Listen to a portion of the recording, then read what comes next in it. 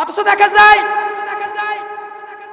বাবা সারসিনার মুরিদ বা সরমনার মুরিদ মেয়েকে সাথে করে নিয়ে যায়, পর্দা করতে বলে না, আছে না? মা মেয়েকে সাথে করে নিয়ে যায়, পর্দা করতে বলে না। অথচ দেখা যায় বাবা সারসিনার মুরিদ বা সরমনার মুরিদ কই আপনার ওই ঠিকই আপনি মুরিদ হয়েছেন, নিজে নামাজ পড়েন, কিন্তু আপনার ঘরে কেউ নামাজ পড়ে না। নিজে নামাজ পড়ে, দেখা যায় আপনার স্ত্রী নামাজ পড়ে না। কিয়ামতের ময়দানে আপনি যত বড় বুজুর্গ হন না কেন, আপনাকে কিন্তু জাহান্নামে যাওয়া লাগবে। বলে নাউজুবিল্লাহ। আল্লাহ রাব্বুল আলামিন কুরআনুল কারীমে বলেন, সন্তানেরা আল্লাহর কাছে বলবে, রব্বুল আলামিন আমাকে জাহান্নামে নেওয়ার আগে আমার মা বাপকে নিয়ে যাও। বলে নাউজুবিল্লাহ। আল্লাহ রাব্বুল আলামিন কুরআনুল কারীমে বলেন, নাজআলহুমা তাহতা আকদামিনা লিয়াকুনা মিনাল আসফালিন। নাজআলহুমা, নিয়ে আসো, আজ তাদেরকে পাড়াইয়া পায়ের তলে ফিসাইয়া তারপরে জাহান্নামে যাবে। বলে নাউজুবিল্লাহ। কই আপনি যত বড় আপনি বুজুর্গ হন না কেন, আপনি যদি সঠিকভাবে আপনার সন্তানদেরকে যদি উত্তম শিক্ষা না দেন, ভালো শিক্ষা যদি আপনি না দেন, তাহলে আপনি যত বড় বুজুর্গ হন না কেন, আপনার কিন্তু জাহান্নামে যাওয়া লাগবে। বলে নাউজুবিল্লাহ। অথচ আপনি দেখবেন মাও নিষেধ করে না, বাবাও নিষেধ করে না। সমাজের বাস্তব চিত্র যেটা আমি তা বলেছি, অনেকের মন খারাপও লাগতে পারে যে হুজুরে কি বলতে আছে। আল্লাহ ইলাহা ইল্লাল্লাহু ওয়া আন্না মুহাম্মাদান আবদুহু ওয়া রাসূলুহু আল্লাযী আরসালাহু বিল হাক্কি বাশীরা ওয়া নাযীরা ওয়া দাঈয়ান ইলাল্লাহি বিইذনিহি ওয়া সিরাজাম মুনীরা। ফাকাদ ক্বালা আল্লাহু তাআলা ফি কালামিহিল মাজিদি ওয়াল ফুরকানিহিল হামিদ। আউযু বিল্লাহি মিনাশ শাইতানির রাজিম। বিসমিল্লাহির রহমানির রহিম।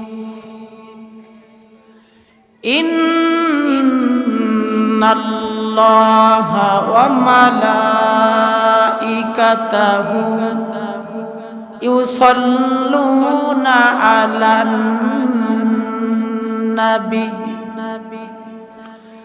ইয়া আইয়ুহাল্লাযীনা আমানু সাল্লু আলাইহি ওয়া সাল্লিমু তাসলিমা। আল্লাহুম্মা সাইয়্যিদিনা মাওলানা মুহাম্মাদ ওয়া আলা আলি সাইয়্যিদিনা মাওলানা মুহাম্মাদ। আরবের পরে মক্কার নগরে আমেনার যেথায় ঘর, খোদার করুণা কাউসার হয়ে জরসে বারংবার বালাগল উলা বিকামালিহি কাশাফাদ দুজা বিজামালিহি হাসনাত জামিউকে সালিহি সাল্লু আলাইহি ওয়া আলিহি। আরশের নিচে সেজদায় পড়ে কাঁদবেন নবীজি বারে বার, মাফ করিয়া দেন গো আল্লাহ উম্মাত আমার গুনাহগার। আল্লাহুম্মা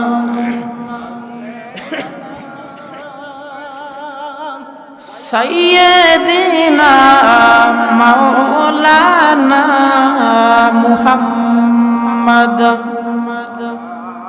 ওয়ালা আলি সাইয়্যিদিনা।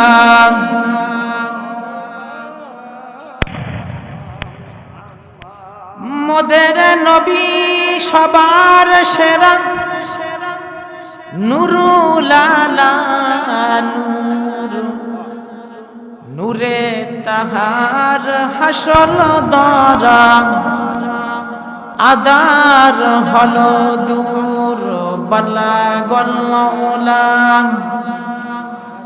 বিকামালিহি কাশাফাদ দুজা বিজামালিহি হাসনাত জামিউকে সালিহি সাল্লু আলাইহি ওয়া আলিহি। লক্ষ কোটি শুকরিয়া আদায় করি যে আল্লাহ তাআলা আমাকে আপনাদের সামনে কিছু কথা বলার জন্য সুযোগ করে দিয়েছেন। আর আপনারা যারা শোনার জন্য উপস্থিত হয়েছেন সেই মালিকের কাছে লক্ষ কোটি শুকরিয়া আদায় করি, আলহামদুলিল্লাহ। আমাদেরকে এখানে আসার তৌফিক দিয়েছেন কে? আল্লাহ।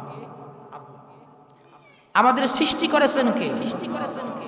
আবার আমাদের সবকিছুর এক সময় হিসেব দিতে হবে, তিনি কে?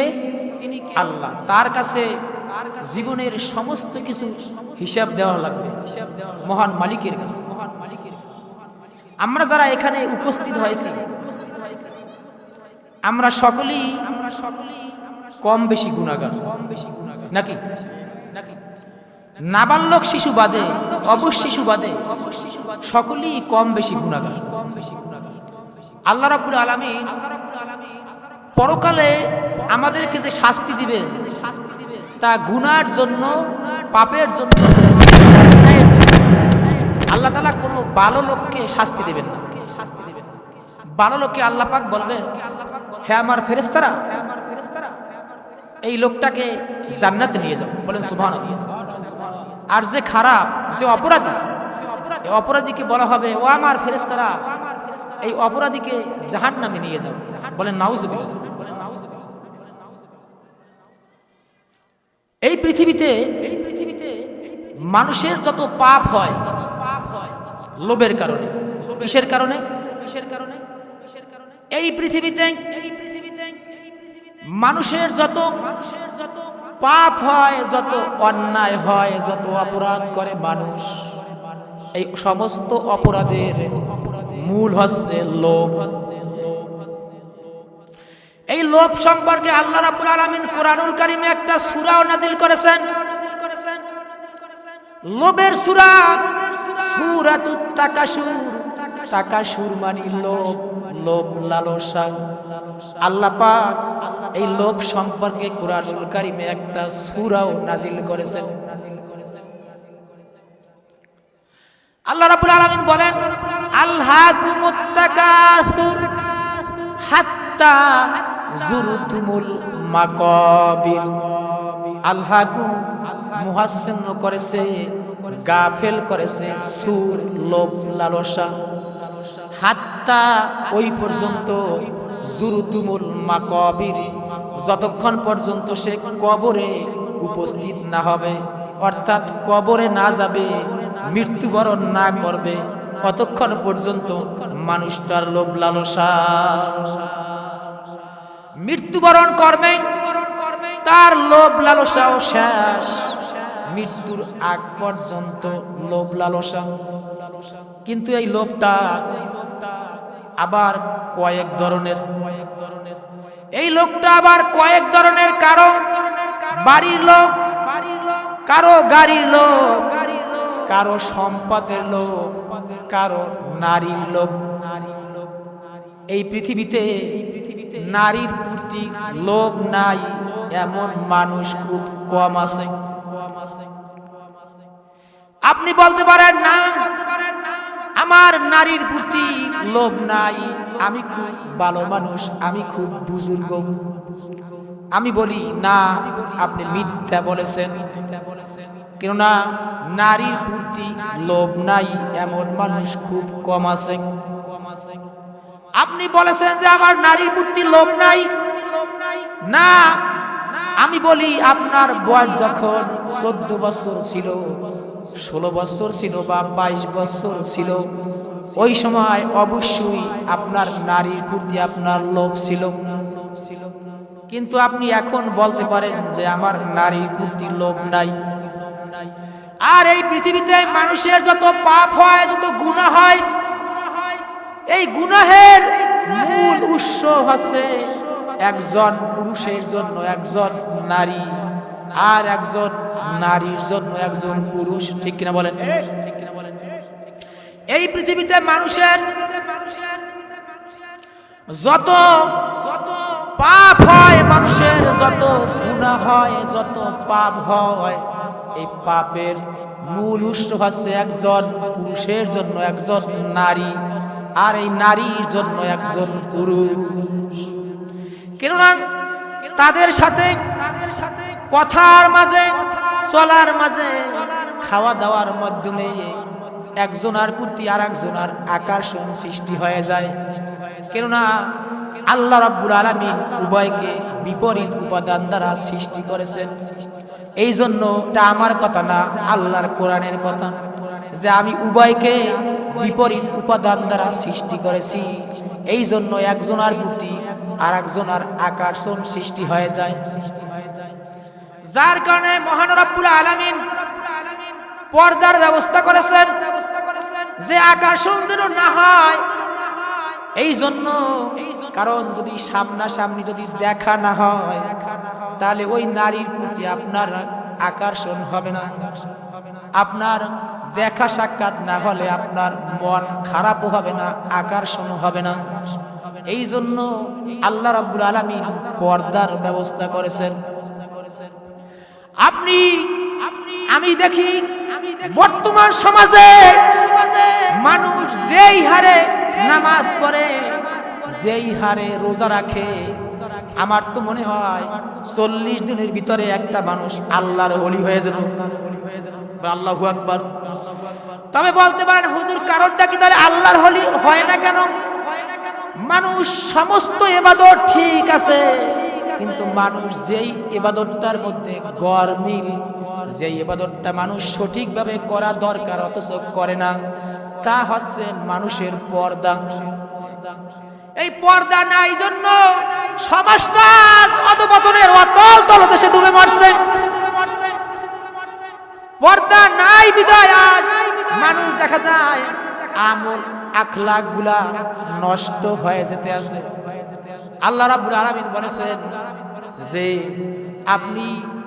তোমরা এই পৃথিবীর মানুষ মুসলমানেরা, তোমরা 14 জনের বাহিরে অপার কারো সাথে তোমরা দেখা দিতে পারবে না।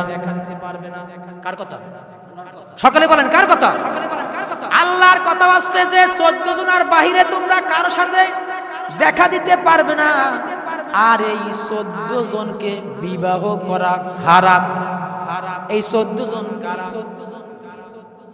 আপনি যদি সত্যিকারে একজন পর্দাশীল পুরুষ হন বা পর্দানিশী নারী হন, তাহলে আপনি অবশ্যই আল্লাহ পাকের খাস বান্দা হয়ে যেতেন, কিন্তু আপনি হন না। কারণ কি? 1 নাম্বার কারণ হচ্ছে বেপরদা।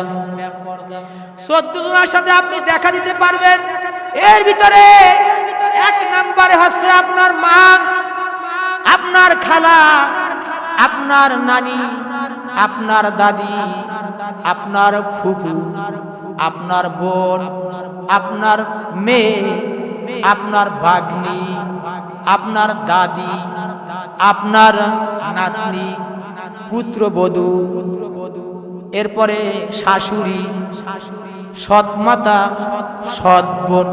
কয়জন? এই 14 জন। এই 14 জনের বাহিরে আপনি কারো সাথে আপনি দেখা দিতে পারবেন না। কিন্তু আপনি তো সকলের সাথে দেখা দেন, যার কারণে আজ সমাজটা অধপতনের অতল তলদেশে ডুবে মরছে। আর আপনি দেখবেন এই পৃথিবীতে যেই সকল মেয়েরা বিভিন্ন অশ্লীলতার সাথে জড়িত, হেনস্থার শিকার হয়েছে, দেখবেন এর ভিতরে একজনও পর্দাশীল নারী না, সব বেপর্দা নারী। এই কয়েকদিন আগে মাগুরাতে 8 বছরের একটা মেয়ে, কত বছর? 8 বছরের এক মেয়ে ধর্ষিতা হয়েছে। বলে নাউজুবিল্লাহ। বুনাই বাড়ি বেড়াতে গেছেন। আপনারা তো মুরাব্বিরা, যুবকেরা এই সম্পর্কে ভালো জানে, কেননা যুবকেরা মোবাইল, ইউটিউব, ফেসবুক গাড়ে। মাগুরাতে বোনাই বাড়ি বেড়াতে গেছে, আমি বলি কুলাঙ্গার পশু ও জানোয়ারের চাইতেও খারাপ, জানোয়ারের চাইতেও খারাপ। তাহলে এই কাজটা করেছে, বলে নাউজুবিল্লাহ। ঘরে রমজান মাস, আমি বলি যে এই রমজান মাসে এই জানোয়ারটাই এই কাম করাইছে। রমজান মাস সাক্ষাৎকার নিয়েছে যে সেহরি খাওয়া একটু পূর্বে এই কাজটা ঘটাইছে মাগুরাতে। কেমন মানুষ চিন্তা করেন, এত পশু চাইতো খারাপ। 8 বছরের শিশু ধর্ষিত হয়েছে। কই যদি পর্দার ব্যবস্থা থাকতো, যদি আল্লাহর ভয় থাকতো, তাহলে এই কাজ কঠিন কালেও গড়াইতে পারতো না। ঠিক কিনা বলেন? বর্তমান সমাজে একটা সাধারণ যুবক যুবতী, যুবক মানুষ, অল্প বয়স, তাদের মধ্যে যদি এই রকমের কোনো সমস্যা হয়, এটা আলাদা কথা। কিন্তু বয়স্ক লোক যদি এই ধরনের কাজ করে, ওরা তো দেখা যায় পাথর মেরে নিক্ষেপ করে শেষ করে দেওয়া উচিত। আল্লাহ রাব্বুল আলামিন এই জন্য পর্দার ব্যবস্থা করেছেন। আল্লাহ বলেন, আমি তোমাকে ছোট বয়সে পর্দা করতে বলি নাই, শিশু বয়সে পর্দা করতে বলি নাই। যখন তোমার পর্দার প্রয়োজন হয়েছে, তখন আমি তোমাকে পর্দার হুকুম করেছি। কেউ বলতে পারবে না যে আল্লাহ তাআলা ছোট্ট শিশুকে বলেছেন যে তুমি পর্দা করো, বা নাবালককে বলেছে তুমি পর্দা করো। কেননা আল্লাহ বলেন, যখন তোমার পর্দার প্রয়োজন, তখন তোমাকে পর্দার হুকুম করা হয়েছে। এর মাধ্যমে তোমার ইজ্জত এবং তোমার সম্মানকে বাড়িয়ে দেওয়া হয়েছে, তোমাকে হেফাজত করা হয়েছে, রক্ষা করা হয়েছে। আপনি দেখবেন যেই মেয়েটা পর্দায় থাকে, যেই মেয়েটা পর্দায় থাকে, আমার এই কথা মা বোনদের উদ্দেশ্যে বলছি, মা বোনেরা একটু লক্ষ্য করেন। আপনি দেখবেন যেই মেয়েটা পর্দায় থাকে ও যদি দেখতে যদি কুৎসিত হয়, কালো হয়, আল্লাহ বলেন এই পর্দায় থাকার কারণে আমি ওর সম্মান ওর ইজ্জতকে আমি বাড়াইয়া দিই। বলেন সুবহানাল্লাহ।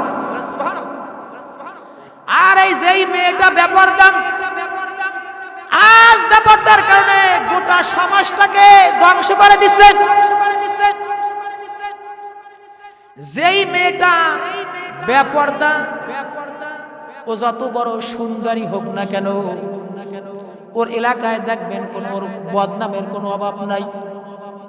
কেননা আপনি দেখবেন যেই জিনিসটা গোপনে থাকে, ওই গোপনে থাকা জিনিসের মূল্য কিন্তু বেশি, মানুষের আকর্ষণ কিন্তু বেশি হয়। ঠিক কিনা বলেন? আর যেই জিনিসটা খোলামেলা সবাই দেখে, ওই জিনিসের কিন্তু কোনো দাম নাই, কোনো মূল্য নাই। যেই মেয়েটা পর্দায় থাকে ও যদি দেখতে যদি কালো হয়, কুৎসিত হয়, আল্লাহ বলেন পর্দায় থাকার কারণে আমি ওর সম্মান ওর ইজ্জতকে আমি বাড়াইয়া দিই। বলেন সুবহানাল্লাহ।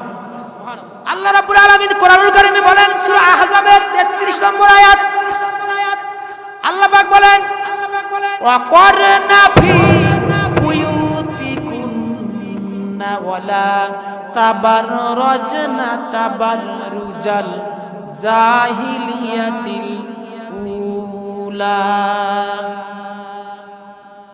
নারীরা তোমরা ঘরের মধ্যে থাকবে, তোমরা জাহিলিয়াতি যুগের মতো তোমরা বেহালাপানা করবে না, তাবাররুজ করবে না, খোলামেলা ভাবে চলবে না। কার কথা? আল্লাহ পাক বলেছেন ওয়াকরনা ফি বুয়ুতিকুন্না ওয়ালা তাবাররাজনা তাবাররুজাল জাহিলিয়াতিল উলা। তোমরা জাহিলিয়া যুগের মতো তোমরা বেপরদা ভাবে রূপ প্রদর্শন করবে না। এই তাবাররুজের অনেক অর্থ আছে, আমিও প্রায় 7-8টা অর্থ পেয়েছি। তাবাররুজের মূল অর্থ আছে খোলামেলা পোশাক পরে পর পুরুষকে নিজেদের দিকে আকৃষ্ট করা। আপনি মনে করেন কি আল্লাহ পাক তাদেরকে সুন্দর পোশাক পরে হেফাজত করতে বলেছেন। আর দেখবেন মেয়েরা কি করে বর্তমানে সমাজে, তারা খোলামেলা পোশাক পরে, এমন পোশাক পরে দেখা যায় ও পোশাক পরছে না উলঙ্গ তা সব দেখা যায়। ঠিক কিনা বলেন? শাড়ি পরে আবার এমন শাড়ি পরে, শাড়ি না মশারি তা বোঝা যায় না। ঠিক কিনা বলেন? কই সমাজটারে একদম অধপতনের অতল তলদেশে ডুবে মরছে।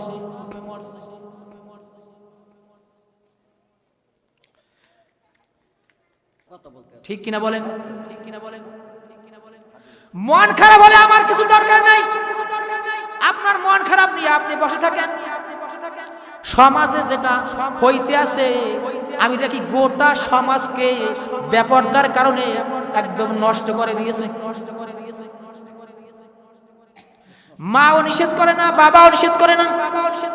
কই আপনি তাহাজ্জুদ নামাজ পড়েন, আপনি তাহাজ্জুদ পড়েন, 5 ওয়াক্ত নামাজ পড়েন, আপনি পর্দা করেন, অথচ দেখা যায় আপনি আপনার মেয়েকে পর্দার জন্য আপনি আদেশ করেন না, নির্দেশ করেন না। ক্লাসমেট একই টেবিলে পড়াশোনা করে ঘন্টায় বাই ঘন্টা, মাও নিষেধ করে না, বাবাও নিষেধ করে না। পাশের লোকেরা টিপি করে, ঘটনাটা কি? অমুক কিন্তু খুব ভালো মানুষ, কিন্তু এই ভালো মানুষের মেয়েটা দেখা যায় অমুকের সাথে সবসময় ওঠা বসা। কারণটা কি? কেউ নিষেধ করে না, পাশের মানুষে দেখা যায় টিপি শুরু করে দিচ্ছে। আছে না এরকমের?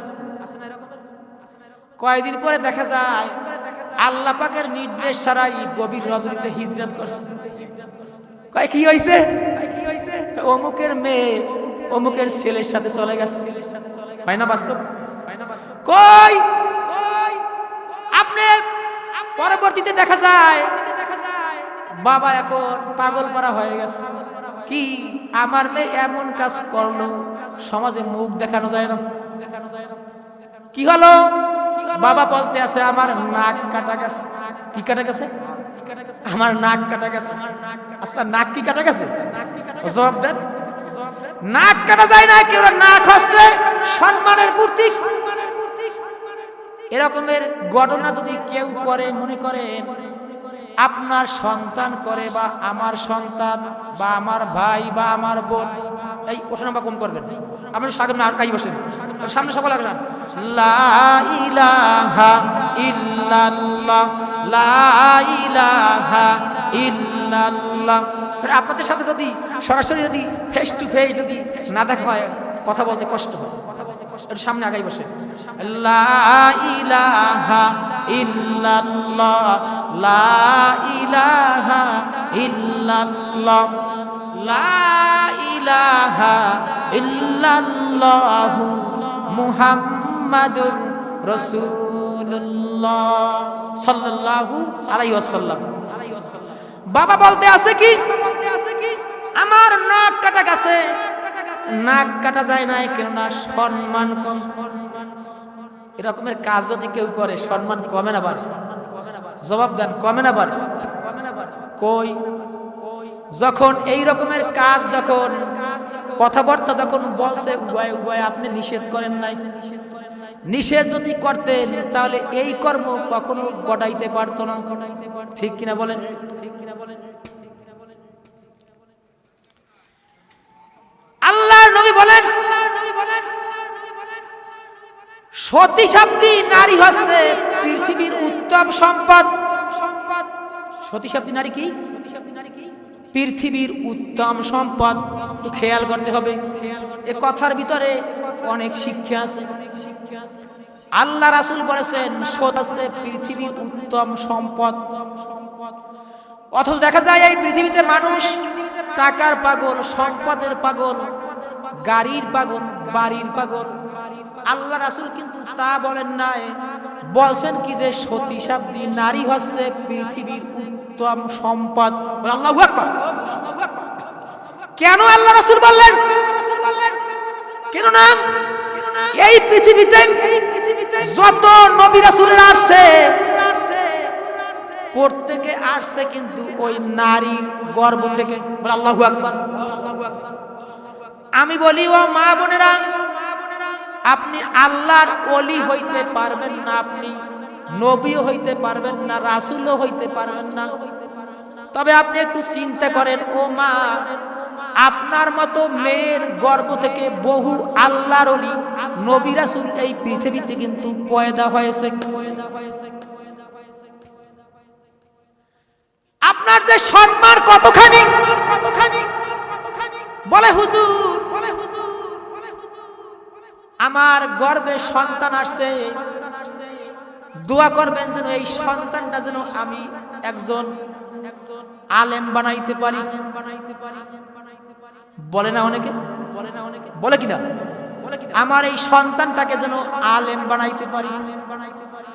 অথচ আপনি বললেন আলেম হওয়ার জন্য হুজুরের কাছে দোয়া চাইলেন ঠিকই, কিন্তু আলেম হওয়ার জন্য, আপনার সন্তানকে আলেম বানাবার জন্য আপনার যেই নিজের যে কাজগুলো করা দরকার ছিল আপনি একটাও করেন নাই। সন্তান যখন গর্ভে আসছে তখন আপনি পেট পিঠ আপনার চেহারা এলাকার সবাইরে দেখাইয়া ফুটাইয়া তুলছেন। বলেন ঠিক কিনা? বলেন সন্তান আসবে, আসবে ডিপজাল কটকরি।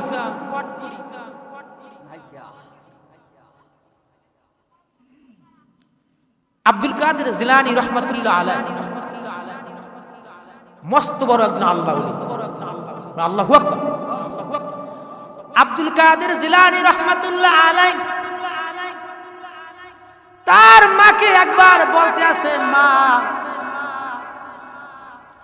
আমি যে বিদ্যা অর্জন করি মায়ের গর্ভ থেকে আব্দুল কাদের জিলানী রহমাতুল্লাহ আলাই 18 পারা কোরআন শরীফের হাফেজ হয়ে দুনিয়ার বুকে আসছে। এই আব্দুল কাদের জিলানী রহমাতুল্লাহ আলাই একদিন মাকে বলতেছে, মা, মাঝে মধ্যে আমার লেখাপড়া আমি ভুলে যাই, আমি মাথায় ধরে রাখতে পারি না, কারণটা কি? তুমি কি কোনো অন্যায় করছো কিনা? আব্দুল কাদের জিলানীর মা হাসে দিছে। ছেলে কি বলে? বলে, বাবা, আমি তো তেমন কোনো অন্যায় করি নাই, তেমন তো কোনো অপরাধ করি নাই, তবে আমার জীবনে তুমি গর্বে আসা থেকে আমার মনে পড়ে আমি একটা ভুল করছি। কি বলছে? আমি একটা ভুল করছি। আমি তোমার নানা বাড়ি ছিলাম। আপনি দেখবেন মেয়েরা যখন সন্তান যখন গর্ভে আসে তখন কিন্তু ও বাপের বাড়ি থাকাটা একটু ও ভালো লাগে, একটু থাকাটা পছন্দ করে। বলে, আমি গর্ভে থাকা অবস্থায় তোমাকে নিয়ে আমার বাপের বাড়ি ছিলাম। ওই সময় আমি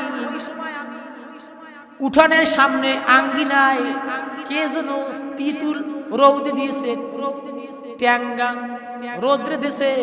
আমি নিজের মনে করে, আমি আমার ফ্যামিলি মনে করে আমি ওই একটু টক আমি মুখে দিয়েছিলাম। পরবর্তীতে জানতে পেরেছি যে এটা আমাদের না, অন্য বাসার লোকেরা দিয়েছে। হয়তো এই কারণে তোমার এই অবস্থা হতে পারে।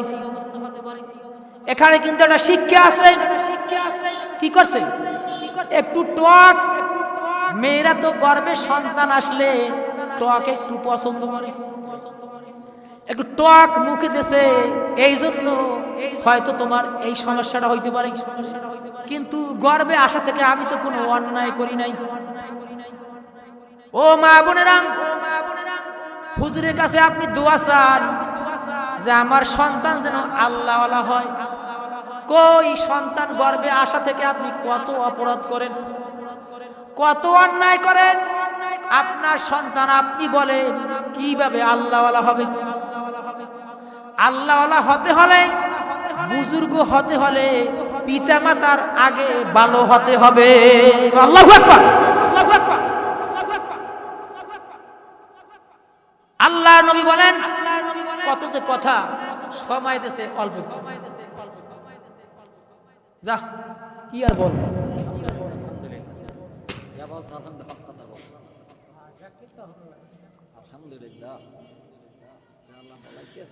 আমি বলি, ও মা বোনেরা, স্বামীকে সম্মান করে না, ইজ্জত করে না, আছে না?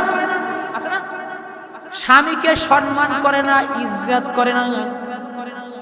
আল্লাহ রাব্বুল আলামিন কোরআনুল কারীমে বলেছেন, ওয়া মিন আয়াতিহি আন খালাকালাকুম মিন আনফুসিকুম আজওয়াজা লিতাশকুনু ইলাইহা ওয়া জাআলা বাইনাকুম মাওয়াদ্দাতাও ওয়া রাহমা।